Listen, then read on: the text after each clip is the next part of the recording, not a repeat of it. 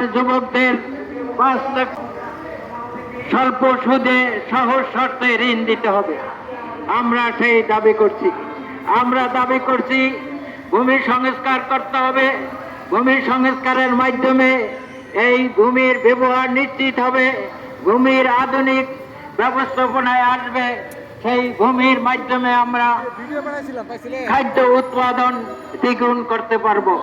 বন্যার নিয়ন্ত্রণ যদি এই বাজেটে থাকে, তা বন্যার নিয়ন্ত্রণের মধ্যে প্রতি বছরে প্রায় 20 থেকে 25 লক্ষ লোক বন্যা নিয়ন্ত্রণে ক্ষতি হয়।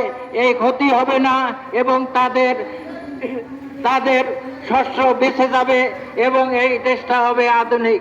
তাই আসুন আমরা সবাই মিলে ঐক্যবদ্ধভাবে প্রধানমন্ত্রী শেখ হাসিনার কাছে দাবি জানাই, আপনি বঙ্গবন্ধুর আদর্শের বাংলাদেশ করার জন্য বাজেটে সংশোধন করুন, বাজেটে অন্তর্ভুক্ত করেন সেই সব কাজের মাধ্যমে এই দেশটা হবে আধুনিক গণতান্ত্রিক।